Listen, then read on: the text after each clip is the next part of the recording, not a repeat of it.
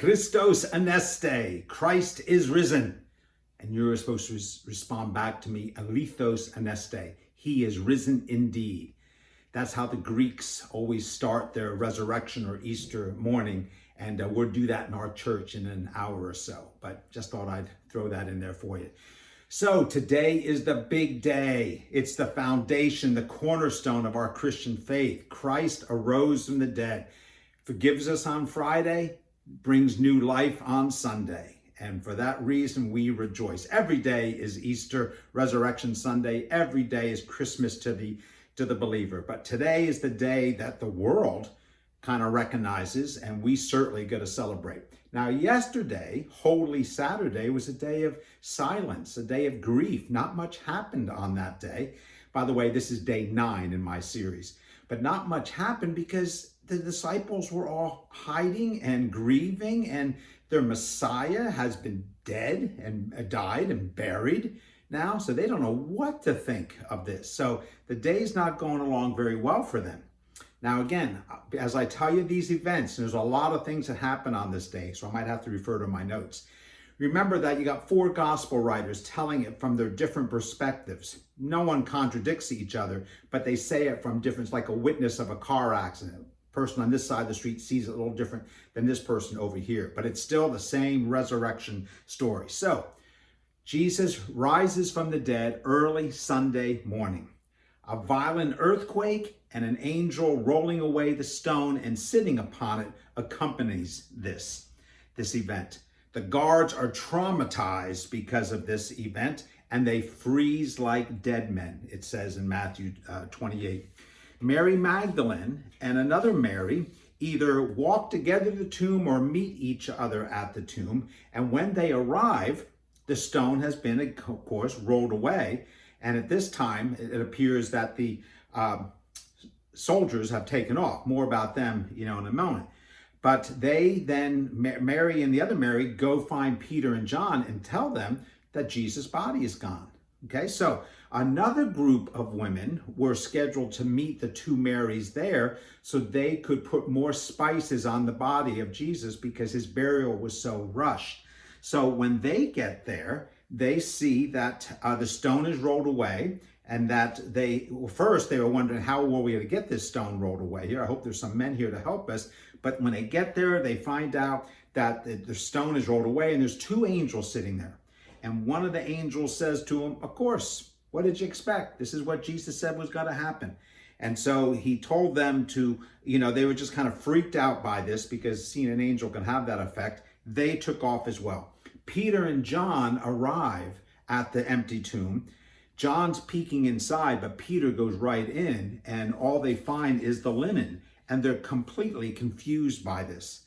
Mary Magdalene's with them as well. Peter and John take off. Mary Magdalene stays and is just weeping over this, and then comes across a man standing nearby who she thinks is the gardener.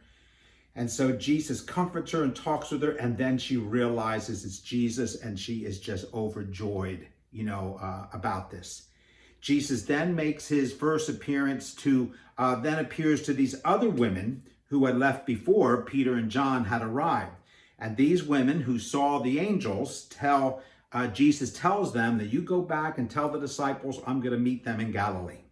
The women, joined by Mary Magdalene, depart and go back to the disciples and report to them what they had seen, and they write it off. The disciples write it off as nonsense. They're so confused. They're forgetting everything Jesus told them about him coming back to life. They are just so overwhelmed with this. This is the time then that the 2 Roman soldiers, who are now fearful for their life because the body's gone, is that they run to the religious leaders and report, stone rolled away, angels there. We hear the angels talking to the women, Jesus is risen from the dead. And the religious leaders wanted nothing to hear about that. I hear nothing. And that they bribed the soldiers and said, don't worry, we'll make sure word gets out that the disciples stole the body and that you won't get any trouble, for that. Jesus then, later in the afternoon, appears to Cleopas and another follower of Jesus. Now, Cleopas, you remember from my Bible study on Wednesday night on this story, is a follower of Christ, not one of the disciples. So Cleopas and another disciple are walking to Emmaus. Jesus shows up. Jesus tells them the whole gospel story through the Old Testament without revealing himself. They sit down for a meal on Emmaus. Jesus breaks bread. Their eyes are open. They realize it's Jesus, and Jesus vanishes. They're so astounded, they take the 7-mile trek back to Jerusalem to tell them. Now, Jesus then appeared to the 10 apostles. We don't know if it happened before or after the Cleopas and the other fellow got back there. But these guys are hiding in their room, and Jesus just walks right through the wall and appears to them, and they think they've seen a ghost. And Jesus then shows them his scars, and he has a meal with them, and now they're beginning to get the picture, at this point. Jesus appears then to like I said, to the 10 apostles. Thomas isn't there for whatever reason. Of course, Judas is gone.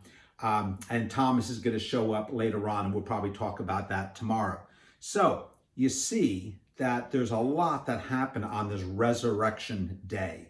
We celebrate it first thing in the morning, but it's an all-day affair, what's going on. And we're not done yet. Is that we have another day tomorrow that I'll talk about the post-resurrection appearances, of the Lord. So there's more good news coming. So today is the day of new life.